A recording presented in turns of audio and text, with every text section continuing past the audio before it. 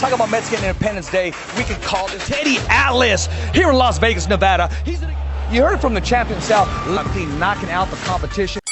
Good evening, everyone. I'm your host, Richard Ortiz of The Fighter's Voice, the only voice that matters. And I'm like our guest today, my man, Brandon Adams, the winner of season 5 of the Contender Series. His only loss is to Andreas Katz. And we're going to talk about that because I watched the fight twice. I watched the highlight of it, and then I went round by round, and that could have gone either way. That needs to be run back. And is there really a winner walking away of that when it's so close? It's such a beauty to boxing. We definitely need to run it back. Ladies and gentlemen, our guest, Mr. Brandon Adams. Welcome to The Fighter's Voice. Thank you for having me. You know, we were just talking a little bit right now off the air, and you said somebody asked you about the Contender Series, and Yes. You were telling me about some networks that had a chance to bring it aboard, but they opt out. Talk to us about that story, and let's give a shout out to whoever asked you that question. Well, it was actually Nestor from excuse me. I'm trying to think of what was. Gosh, it just slipped my mind. What the media outlets? It's Nestor from. Yes. The fight. This is the Fight Horse, the Voice, and his is Fight Hype, if I'm not mistaken. Okay, that's cool. Yep. All right. Well, we're the Fighter's Voice. We're the Fighter's Yes. Voice, and we're the only voice that matters. That is our slogan, by the way. I'm just letting Most you know. definitely. Yeah. Yeah. So I'm sorry. I've just been everywhere today, but I'm gonna go ahead and collect myself. But it was offered for the. I was told, a little birdie told me that it was an opportunity for it to be on Netflix. It was other production companies that or streaming companies that could have picked up the Contender, but they decided to go with Epix because I think Epix was the one that paid out the most. But we had an opportunity, or they had an opportunity to go with Netflix and or Hulu, and they didn't want to go with either of those two. And I think that right there was. It would have been big for the Contender, and it would have been big for all 16 of the competitors that joined the show. Everybody would have had a following. Everybody would have been. They would have had an opportunity for their story to resonate through people a lot more, versus it being have to be looked up upon Epix. A lot of people didn't know what Epix was. They didn't know how to get to Epix. And like the only people who really went to go search for it at that point was just like boxing fans. Well, you know what? I want to ask you this: you being in the house, of course, you're motivated on your own. You're worrying about your own area, making weight, winning the fights. Were you ever a fan? And if so, what fight did you enjoy watching during that whole series? Um, one of the fights that I enjoyed watching actually was Eric Walker when he fought the first show, John Jackson. That was the first fight that I really enjoyed watching. That right there was that fight was tremendous. For it to just be on there, John Jackson, for what he is, he's Julius Jackson's son, and he had a great record, and he's been in the ring with a lot of great fighters. And Eric Walker, who's this guy who has a tremendous backstory.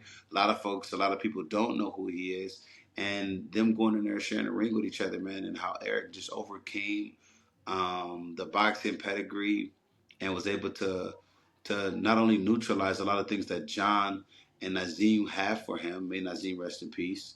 Um, but I just thought that fight right there, it kind of set the bar for everybody else to want to do well, to do better if you were on the gold team, and or to try to hold down that kind of a performance from the blue team. It had a lot of turns. It had a lot of some fights ended up with one name being called, and then being called back in the dressing room, bringing them back in, and then reversing the calls. There was a lot of controversy. What did it do for your mindset hearing that when it did take place? When you're talking about when Valdivia Daniel, Valdivia now fought Daniel out, yeah, Daniel Hernandez. Al Chapolin Valdivia taking on Yes, Marcos yes, Madman Marco. Hernandez. Yeah, so when that fight took place, man, for us, we believe that Marco won, not only just because he was from our team at that moment, he was on our squad, but just the performance that he put. Now we knew that his skin, because of all of the tears and the burns from when he was a child, when he was a Yes, baby, we knew that he said early, he said, man, his skin kind of tears easily because of the burns. Um, but we knew that he was performing very well, but we didn't know if the judges thought he was performing well right. because he's the one who looked like he took the worst of the fight because he was bleeding. So for them to go and announce David as the winner, and then to go in the back and then come back and get it right and say that Marco won, that yeah, it made us feel good as that they got the call right and they did some justice there. It made us also go back and feel like, man, we have to perform so judges don't do that for us as well. Got you. Being in my hometown of Fresno, California, that was a dream for our hometown because there have been rivals. Daniel's from Hanford and Marcos is from Fresno. And when Marcos told Daniel, I think he told him some shit like, "Hey, get your ass down here, come on!" Like he got to pick him. Daniel, get down here. So watching that fight, though, I'm just so happy that it was so competitive. I wish that fight would have happened in Fresno on a big card, but the whole world got to see it, and it was a good fight. It was a great competitive fight. So I had to pull your coat on that one. Yeah, yeah, no, and Marco, David's he's a great guy, but Yeah. Marco, like he's like my little brother. We wind up bonding before and after that fight. So I was really happy that he performed the way he did. Um, because under those lights, under those contender lights, man, there was a lot of emotions. Us being, in a sense, slightly, I don't, I want to say this as kind as I can, but we were like in prison. We were in prison. We couldn't leave from out of our just gym and then back to the room, to the kitchen, living room, back to the room, gym, back to the room. So we never left the house. We never left that space. The space wasn't as big as the world think or that they presumed. It literally was just gym. We go to our room, you go to your room, and then there was a little bit of a lounge, if you will, and that Yeah. was the living room, which was connected to the kitchen. That's it. That's all. So as far as activities go, we just was kind of staring at each other in our face, trying to make life and live while we were under that same roof. And yeah, man, that was a surreal moment, and that's a lot of experience that we were all able to take. And whether it helped grow a lot of us who was immature. That little moment was it captured a lot of emotions in there. It did. It did. And I will tell you this. I'm gonna say this, and then we're gonna move along, and then I'm gonna talk about that Cats fight in that possible rematch, and then I'm gonna pick your brain on May 2nd and who do you have. But I will tell you this. I was watching that whole series with my wife at the time, and it would come on like at 6 o'clock, and she did something I don't know, but bro, I couldn't wait. So when she came home and she saw me watching it without her because we were following it, oh my gosh, talk about a 3 day argument. This is Yeah, fact because I didn't. It's like watching Netflix and then you watch the series without your other half. You know what I mean? yeah, yeah, So yeah. I and understand. I and when I did, understand. I I just could, and there was no getting out of that because understand. I mean, when it was on, I mean, come on, I couldn't just record it and wait for you to get home. I was right there, glued to Yeah. the TV. I had to see it happen. No, it was some great shows, man. She Great walked in from episodes. grocery shopping. I'm watching it. All hell broke loose for about 3 days, man. That's real talk. So I'm letting you guys know the storyline, the interest of that you guys bring the whole world. You guys did a great job. They need to run it back, and they need to bring some of you fighters back, or also do in-depth interviews. Where are you now in your career? Where have you progressed in your career? And yeah, just where are you today? And what are you doing? People want to know. Yeah, I agree. I agree wholeheartedly with you. And maybe next time, if somebody come up with the idea, they'll use a bigger platform, and they make that happen. They make that happen. That all that would do would help boost the morale of not only the fighters, fans, and also the production. I agree with you, and I think in leading up to that, they need to have a every winner on the fight come on the Fighter's Voice podcast right there on TV, and we'll get the in depth, and we'll get to know exactly how that fighter feels and what his thoughts are after the fight. So, hey, little plug, we could all shine together. Yeah, of course. That'd be great. That'd be amazing. Yes, of course. Well, listen, my man, you're 28-3 with 16 KOs. I've watched the fight, you and Katz, because I'm not going to even try to chop up his last name. I watched the highlights of it. I watched the fight round by round. Sometimes judges get it right and sometimes they get it wrong, and sometimes they just don't get it. Why is that fight not being talked about today, right now, to run it back on a big platform? What does it take to happen to run this fight back, the rematch? I think right now, at this particular point, it would take for Katz and his team to say yes. That's what I'm almost 100% certain of. He and I actually had a conversation about that fight, and it's funny, man, because he and I we both have we disagree completely on what the fight looked like or what happened during the fight.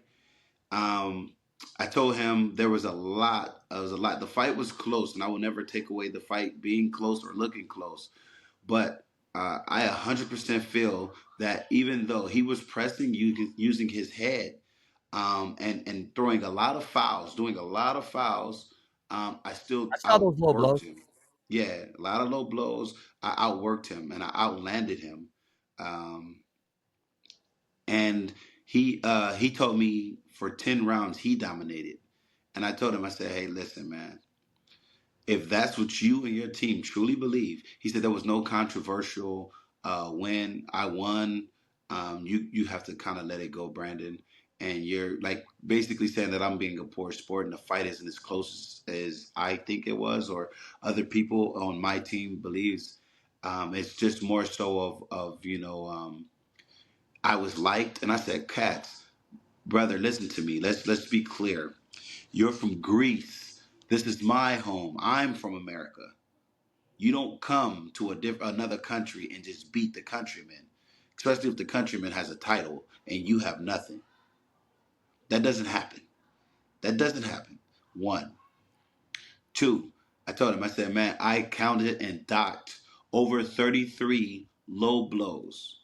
And we had to because we went to the commission and we petitioned the fight. Well, my promoter did. He petitioned the fights, and then the commission said that we have to dock every foul, whether it be headbutt or low blows. We had to dock it. So I had to do homework. And so I watched my fight. I watched my fight with Cats over, and I'm not gonna lie to you, I'm not gonna over exaggerate. I watched this fight at least 30 times just so I wanted to make sure that I was not over exaggerating with the fouling and the low blows, because I had to make sure that I was on point because I didn't want them to go and refute it and say, well, you got one wrong. So just because you got one wrong, all your evidence is off. I had to make sure that I dot and did everything the correct way. And which I did. I did do so. But what in the history of boxing have you ever seen a man get hit, fouled with low blows at least 20 times without a point being deducted or the man being disqualified? It doesn't exist. I mean, we It do have doesn't exist. we do have a stronger governing body. I would hope so. That's why I've asked you, why hasn't anybody pressed for this fight? Why isn't it happening? I've seen lesser fights run it back, but this fight was very competitive. This is a fan favorite fight, but at the end of the day, it deserves to see more. It deserves to Yeah. see another fight between you two. I'm the only one who's pushing. I'm the only one who's pushing. Well, me and my team. I tried to nudge overtime to see if they're interested in it, Yeah. which they should be. That was the biggest fight overtime has ever produced so far. Um, I don't see why they wouldn't. If I'm complying and I'm putting it in, hey, let's make it happen again.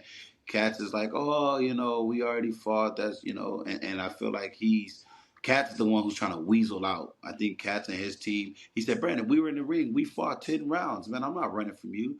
I said, bro, you didn't fight squared up. You did everything in your whole arsenal was to try to like basically smother me so I can't hit you and stay as close as you can so you didn't have to experience the cannon effect. You didn't want to get beat up. You didn't want to feel the punches. And The every time cannon. when I laid hands on you, the world saw it.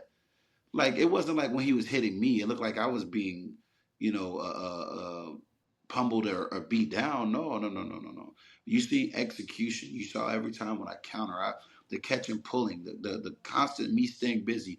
I was hitting him so much, copy box couldn't even compute it. I saw your left hooks landing completely. You refused to let him even think about dominating you. Every time he landed a combination, you counter right back. I watched the fight, even the highlights. The highlights give it somewhat of an even justice. But if you watch the fight entirely, then you'll see exactly who should have been awarded the fight. Ex- so what we have to understand is the highlights. They're gonna do their absolute best to make the fight look a certain way. Yes, I agree with But in all truth, that's why I said even in the highlights show like when he was trying to get off on his punches, you would see me even react. Whoa, whoa, whoa! You see me get off. You I would see did me see get it. off. You will always see me get off. And that's why I said, like, for any time that he threw one or two punches, I would discipline him. Pop, pop, bing, bing, bing, bing. I would, for every two he threw, I threw 4 or 5, and I was landing. And then the moments where he was thinking about punching, sitting there using his head to kind of press up me, you'll still see my hands constantly moving. That was very old school. That was very schooled in the work that I was giving him. That I guess those judges were just too new so they couldn't acknowledge it. But you go back, like you said, the fight was phenomenal. But the work that I was doing off of those ropes, you have not seen that kind of work off the ropes in years. And you're gonna take that away from me by giving him the call. I've never seen a guy get I outlanded him, I outworked him, and I still lost. If this was a UFC fight and you want to go by how he used his head to pin me up against the ropes, you want to give that points, you can give him points in a UFC fight. But this is boxing. You can't honor that. There's No. At least Go ahead. there has to be some judges that know how to judge off the ropes. A lot of times they'll see a fighter up against the ropes and fighters go to the ropes on purpose just to rest. So if a judge doesn't know that, he shouldn't be judging, not at the professional level. You got to know how to judge inside of out. It's just not lateral movement, effective aggressiveness, being superior inside of that ring. You go to the ropes to set traps. You go to the ropes to Yeah. bait your opponent in. And a judge can't see that and execute his own knowledge and score it correctly, you're going to get bad decisions like that. And what it does, Yeah. it hurts the sport of boxing. Yes, it does. And so the reason why I was on the ropes, because a lot of people ask, I say, man, have you ever got hit in the balls by a trained fighter? His whole life he's been trained to fight. Now he's you see when he's digging and he's cracking at me. And the referee told me because he had a statement, the referee statement, and I believe this is all public now at this point since Yeah. they threw it out.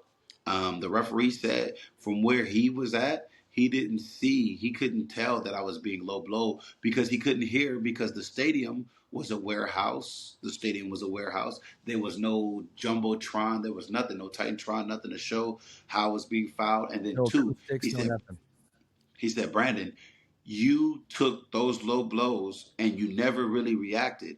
And I told him, I said, I was not in position to react when you kept telling me, Adams, you focus on the fight. You let me ref. You let me ref this fight. So literally, the referee, I tell the referee he's fouling me. My team telling me he's fouling me. He's yelling at us. You focus on the fight, Adams. I got this. So now at this point, he's like, Adams, you focus on the fight, or I'm gonna start taking points away from you. You don't want to be in this fight. And I'm like, I'm whooping his ass, respectfully.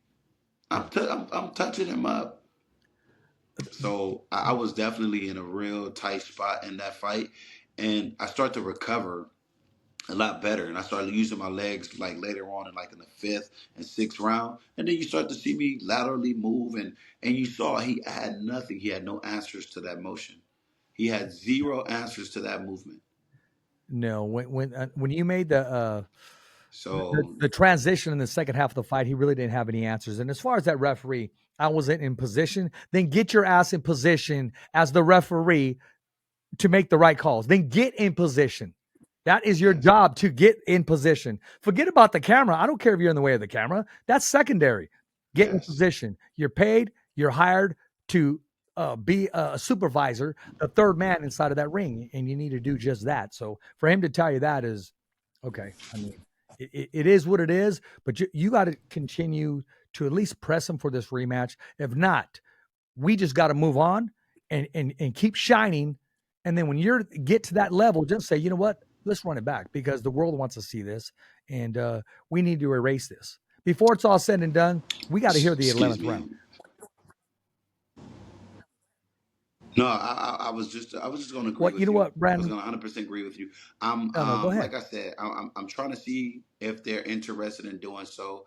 And I know if that's a route, I won't go chasing after cats. He's not worth the chase. He's not like that great of a fighter or anything. Yeah. I just wanted to get him before somebody else got him. Respectfully, yeah. I just wanted to get back before somebody else get him, because he's on his way. He's the way, the style that he fought and Exactly. what he brings to the Exactly. table. Well, Him going into a fight as a B side fighter against the A side fighter, they won't allow all of those headbutts. They won't allow all of those low blows. They're going to take away points to disqualify him immediately. They're not going to let that ride. Not against their fighter. Not it's it just won't happen. And then I just felt like they it was bigged up a certain way. I can't complain about that. My job is to change the outcome of the fight while I'm within the fight. It's just mano y mano. At least it's supposed to be. I felt like that night the referee didn't do his best, even though he said he did. There was a lot of errors, and he admitted it. He admitted that in his statement that he saw, after he reviewed the fight, he saw many errors, and if he had an opportunity to correct them, he would. But during the night of the fight, he couldn't see them, so he couldn't call them. But that cost me a victory that I know, that I won. And like you and I was just saying, it needs to be it needs to be done. It needs to be said and done. It needs to be finalized. And with that performance, with that result, there isn't a finalization until we get in the ring and prove it. So one of us got to be able to dominate one another. And like I said, in the second tail of the fight, for sure, you saw where there is a form of domination, and it wasn't from him towards me; it was me towards him. And I'll be looking forward to fighting him. And if I can't get him, I would love to get uh, back in the ring with the likes of all of these top guys. Boychuk, I'm the only guy to stop Boychuk. The only guy to stop Boychuk. Boychuk is having a lot of success. I would love, yeah. So it's all of these guys that's yeah, in this. yeah, yeah. Oh, by the way, the WBC, I'm ranked 15, and Katz is ranked 16. The people that were there and representing the WBC all came to me, told me that they thought that I won that fight. They said, "Hey, man, we thought you did more than enough to win that fight. We saw everything that was happening, and we feel and believe that it's a shame that they didn't get it right tonight." And you know what they did? They braided me number 15 and him 16. Yeah. That says a lot. Yeah. That says a lot. Maybe Somebody's we can gotta have give you him meet and his for team some a kind of nudge. some bout. Suleiman can make that happen. I mean, he can make that happen. Exactly, exactly. I agree with you. Well, check this out, man. When I came home today, it was hot, and I'm on spring break, but I was still working. I was working in the backyard, still doing Yeah, some yeah, things. yeah. And when I came home, I saw this package right here on my door, man. See this package right here? Ah. Well, yeah, yeah. Well, I opened it up, man, Yeah, and yeah. It looked like the I just got to same say logo that's this. on my hat. Let's give Yeah. a shout out right here. You see this right here? I mean, I exactly. Even though it's summer, I still got I got to rock this. But see, Yeah. they're not done just yet. Fight book isn't done just yet. So then they want to make sure that I look good out here. So they gave me a couple of shirts, Yeah. and let me see. Beautiful. Yeah, they gave me a shirt my size, right? Boom. As you see it right there, you see the back. You see the back. Hey, So come I on think now. they want to keep it sexy. I really do. You know why?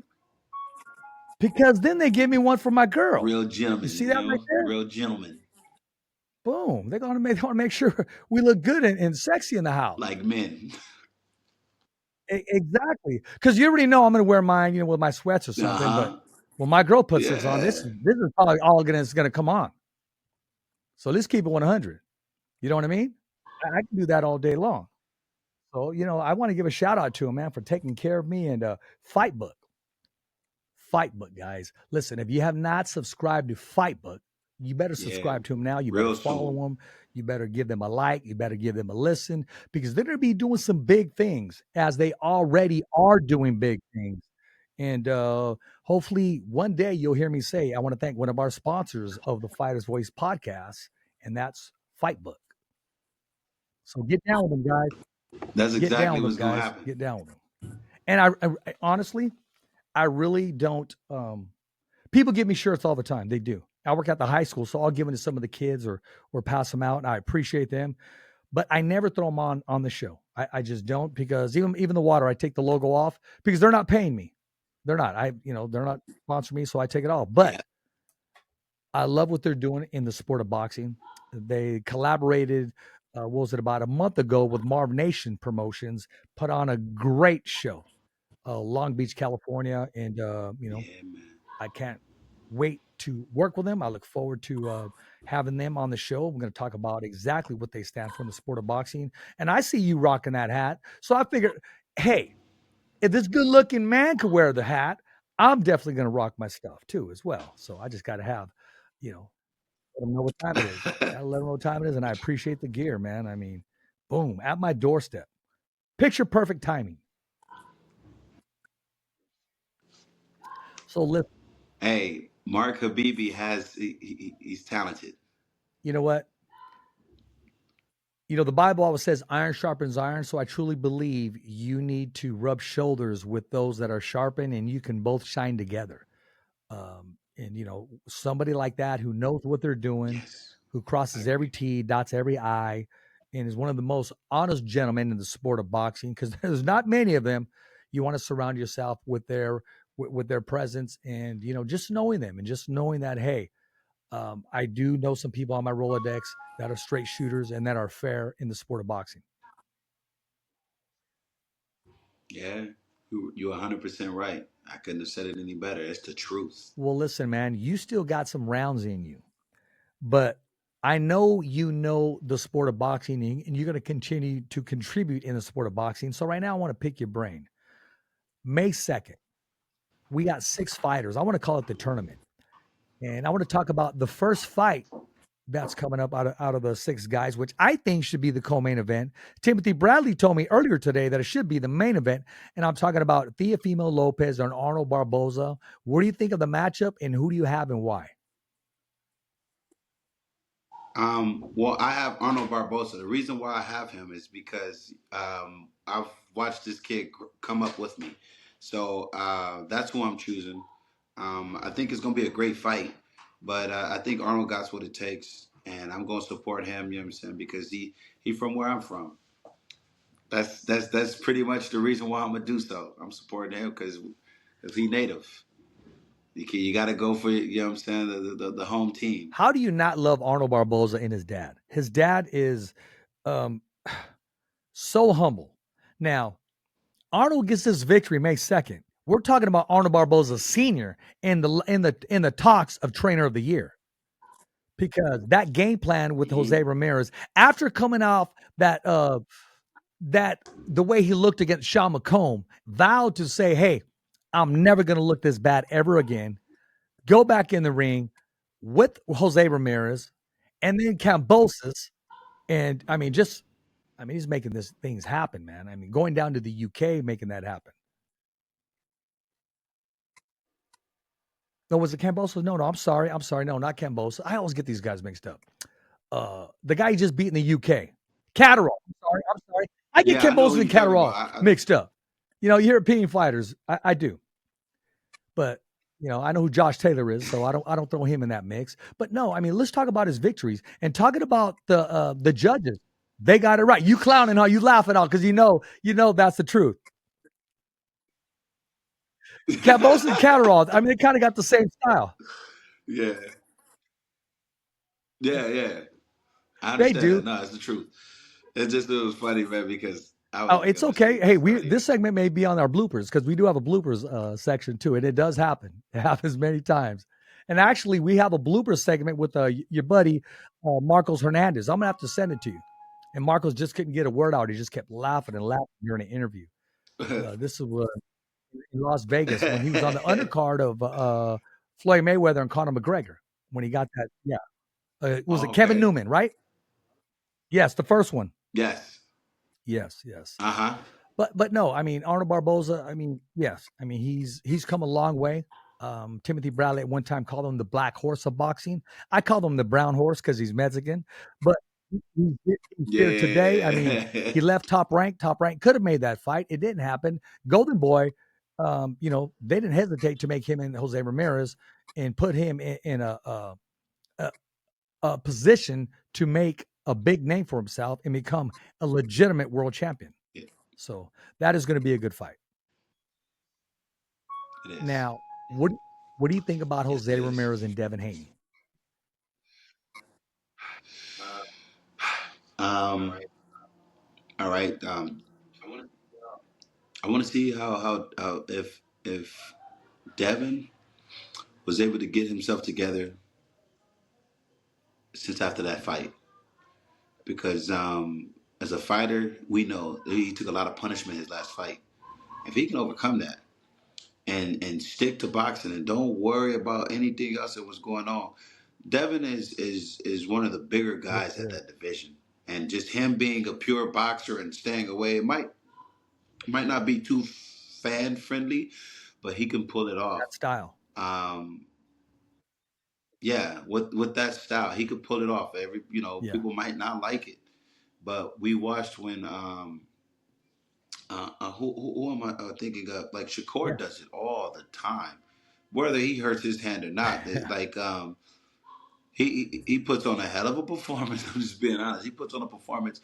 One of the kind of performances that you want to show a fighter who's just beginning, and you want to explain to them, all right, so look, notice how when he's throwing these punches, he's moving at these angles, and then notice how he's smothering his work at times to make sure the other guy can't get off, and then notice how at other times he just keeps getting the guy off balance throwing punches. Like when you see Shakur's work, that's what he does, and Devin has a little bit of that, but Devin takes bigger risk at times. When I say bigger risk, I mean defensively, he's not as conscious as Shakur is. When Shakur is making his punches, he's Yeah. tight with his. And Devin he's a lot wider because he's trying to throw bigger shots. He's trying to land the oohs and ah kind of punches. So that's why I said if he kind of pulls off one of those, if he goes into his book or into his bag and pull out one of them kind of performances. People might not like it, but it's his first fight back in a long time. So I think it's extremely important that he tries to find himself because the guy he's fighting is no slouch. And he's coming to win. He's coming to execute off of what Ryan was doing. He's trying to come off and like, oh, I see that. So, and he's also a bigger guy. So I don't think that, he's going to be looking to try to walk him down. So if Devin falls into being walked down, then he can be taken advantage of. Very well said. I agree. And some other fighters had said the same thing. I mean, it's not going to be fan friendly, but that type of style can get him the W.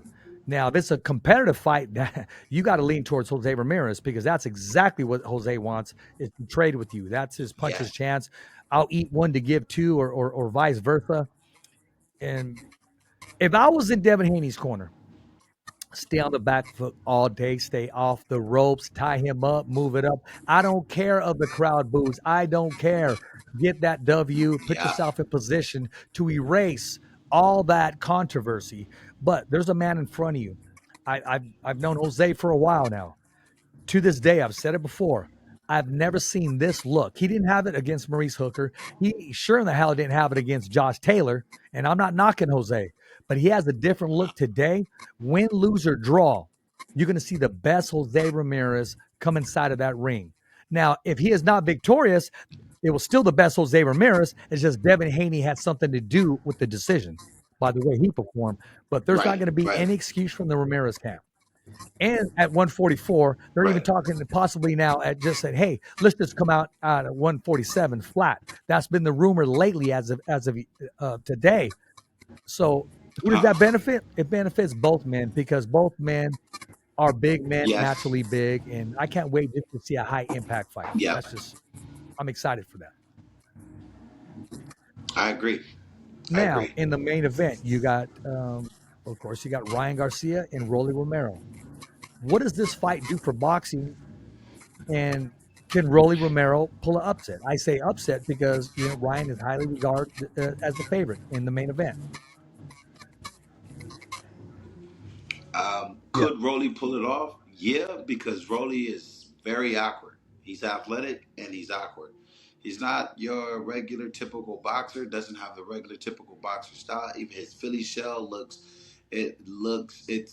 it's a yeah, peculiar one. yeah, It's a different one out of this world, but it's effective for him. And he's strong. Right? He's got to have some kind of punching power. You see what it looks yeah. like when he's hitting people, and you see he gets people respect. But Ryan is pretty quick. Ryan is quick. Ryan is fast. Ryan, a lot of stuff that Ryan does is overlooked, and they say he's a one shot pony, but I don't believe that. I don't think that that's necessarily true when it comes to Ryan. I think Ryan does have a bread and butter, and it's his left hook, which he loves.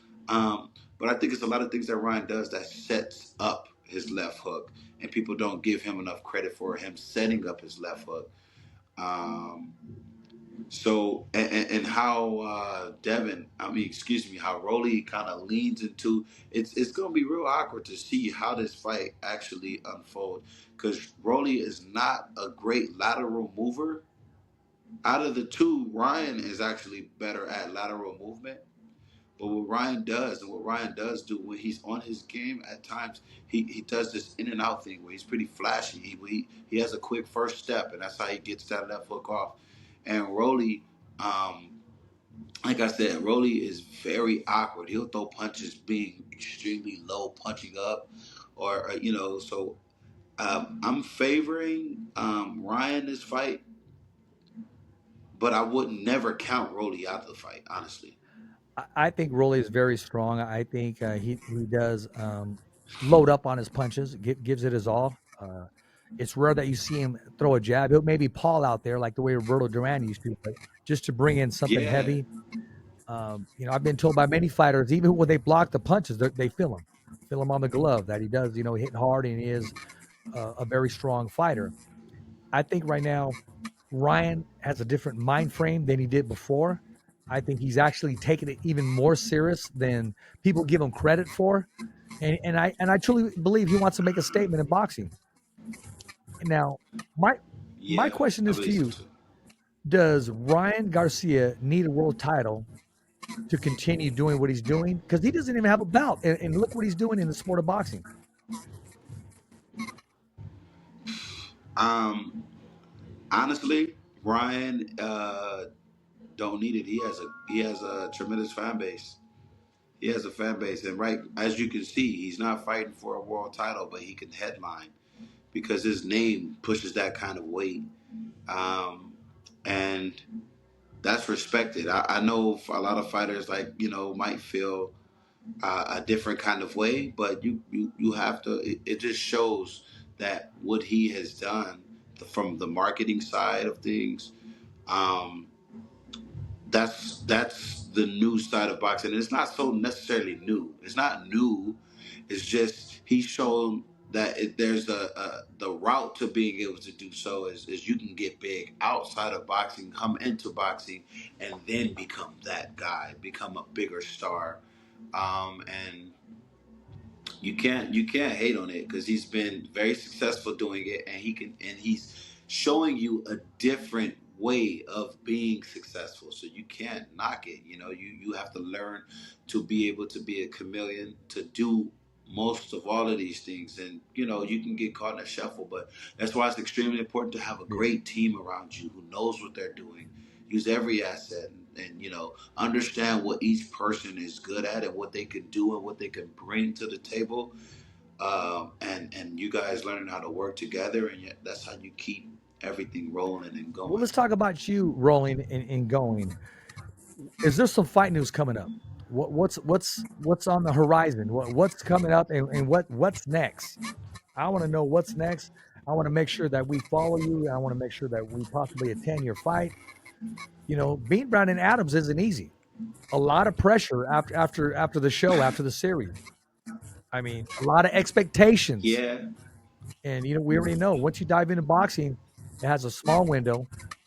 Um, it's a hurt business as far as physically and even emotionally. There's disappointment. There's people that turn their backs on them. There's Yes. people that they say they're not who they are. But at the end of the day, only so many are made and cut out for this. And you've been cut from that cloth. So what's next in the career of Brandon Adams?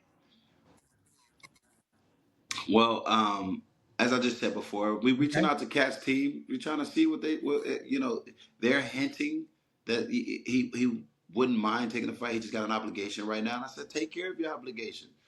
But after that, what's going on? You know, big name fights for you that has been put Yeah. out into to the horizon. So let let's run it back. I'm also um, I was told Brian Mendoza needs an opponent.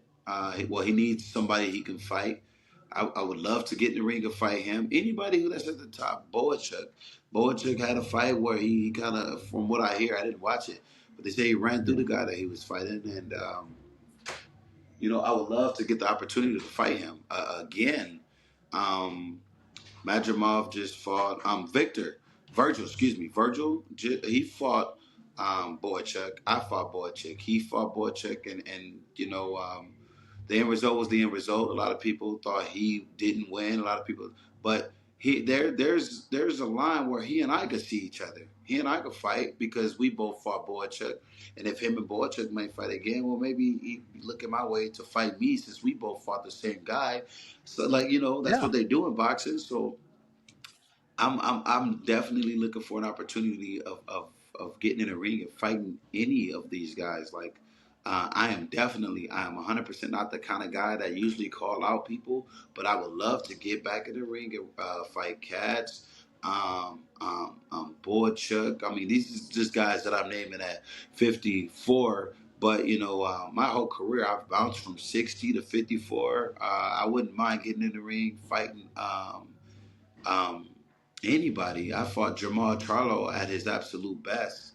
And me and him are good. We pretty good. But from the competitive side of things, I would love to get in the ring and fight him again. I will want, I am a fighter, and I know that I'm not finished at being a fighter. Like, I'm training a lot of fighters. Fighters are asking for my guidance, Yeah. which I appreciate. But it's so much more in the tank for me, and I want to put that on display. I haven't had the promotion to doing so, but that's not to say that's the end of the road for me, because every time when you see, I'm getting better and better. If you watched all my fights, you see progression, and it's rare when you see a fighter who keeps getting better and better and better at my age, and with the without having that big promotional push. But you just see his craft is getting more in depth. His skills are becoming more and a lot better. It's because I'm in the gym and I'm training every day. I'm working. I'm building, and I'm I'm excited to get back in the ring. And I was told July. I wasn't told whom, but they was just like, Brandon, you got to make sure that you're ready. We don't want to promise you anything, so we don't want to talk too much about it. But July, we're gonna be calling you, and we want to make sure that you're ready for this fight. And I was like, dude, I don't just give me the name. It doesn't really matter the name. Just Yeah, let me know a date. exactly. You know, that's the kind of man that I am. I'm going to train for all things, but let me know, and I'm going to train, and I'll be there, and I'm going to make weight. The day that you tell me to make weight, I'm going to make weight, and I'm going to perform the next day. Well, you're a true professional, man. I mean, I like your pocket fighting. I like when you're inside. You do a very good job of fighting inside and also setting traps. And I watch a lot of people don't understand the sport. They'll just go, "Oh, he's just like no." Listen, when he throws a jab, he wants to see a reaction to a fighter. If he throws it again, he wants to see if he's baiting or how he's moving. They're not just out there as range finders. They're setting traps and they're baiting them in. And it's just you got good muscle memory. You this sport isn't new to you. And you're not new to the Yeah, sport, but you have a lot to offer before it's all said and done. I mean, you're up there when it comes to some of these names that you just mentioned today. Those are all logical fights that can in fact take place and make sense to take place. most definitely. Thank you. I Let appreciate me that. ask you the tough question before we call it an evening. If you were not boxing, what would you do? Man, I told you know what? I'm not 100% certain. But if I wasn't putting my all into boxing, honestly, man, there's a lot of things I could be doing.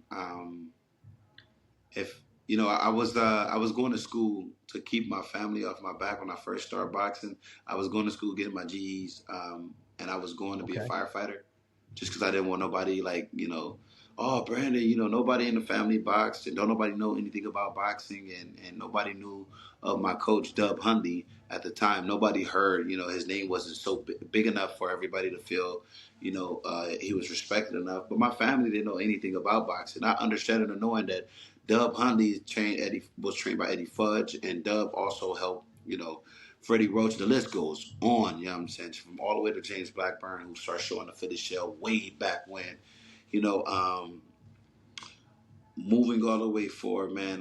The possibilities was endless, man. Throughout boxing, my whole career, man, I haven't took a beating. That's Yeah. why I'm able to articulate and speak clear, so I was never on that side of getting my head beat in. Just anything that I would have been able to put my mind towards, I would have been able to do so. Especially if it was, being connected through people. I'm a hard worker, and whatever I put my mind to doing, I would have accomplished it. So who's to say what I would have been doing? But I guarantee you, whatever it was that I was doing, I'd be having fun doing it, and I'd be great at it. That I don't doubt. Listen, Katz is listening right now. He's looking. You got 10 seconds. Look in the camera. Anything you want to say to him. Come on, man, stop playing the games, dude. Right after your fight, hit me up. You DM me, which I appreciate. You know what I'm saying? We got open dialogue. Let's let this fight happen. Let's make it happen, dude. I'm like I said, man. I want to see Little Grease. I want to see Little Spartan get back in the ring with the cannon. Um, until he get in the ring and fight me again, man, I will never respect that last fight. Too many low blows, too many headbutts.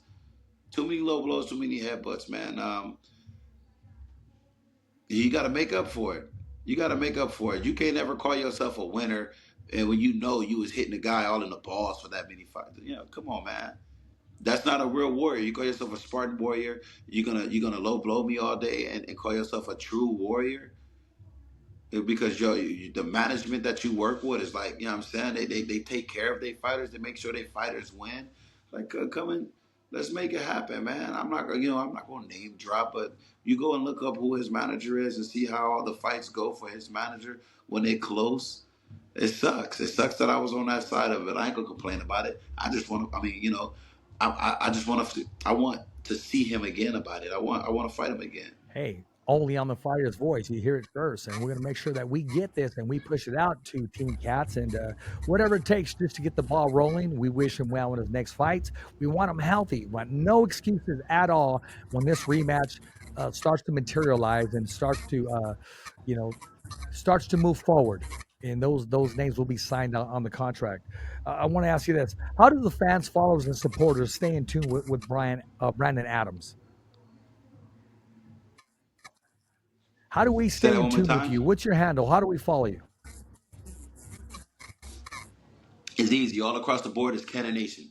My gym is called Cannon Nation Boxing Gym. Cannon Nation is my regular I like uh, name. You could find me as on Twitter, which I never tweet though. BA the Cannon. I'm the Cannon everywhere.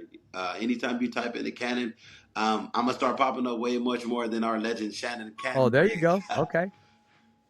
I like that. I like the way you let them know on the low. But in his words, Yes. respectfully, Let's let's go, go, champ. champ. Oh, you Yeah, gotta you love the man. understand? He reinvented himself just with that Yeah, let's calling. go, champ. He reinvented himself with just "Let's go, champ." Let's go, champ. Let's go, Oh champ. yeah. Yeah. Oh yeah. Definitely. Well, listen, man. You want to give anybody a shout out, any of your sponsors, anybody that's close to you? Here's your time right now. Hey, man, right now, I want to thank my man Mark Habibi, my manager, one of the best managers in the game, man. He's been doing his thing, and I really appreciate him going that extra mile for me. And my team in general, though, my team, everybody who's been holding me down from my gym, all of us, man. This whole gym, everybody at the gym, um, we working real hard, and they work real hard to push me and to motivate me.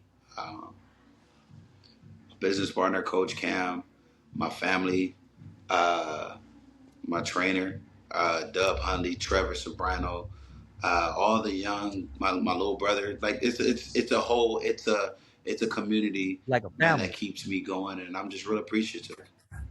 Yeah, you know what I'm saying. So I'm very appreciative. Well, there you go, man. I'm sure they appreciate everything that you're doing for them too, man, or they wouldn't be doing and giving it 110%. They believe in the product, they believe in the man, they believe in the myth, and they believe in the soon to be legend.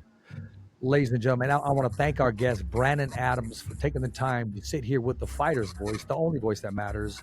And if you have not subscribed to our YouTube, please do at www.youtube.com/the fighter's voice. Remember, every fighter has a voice, and so do you.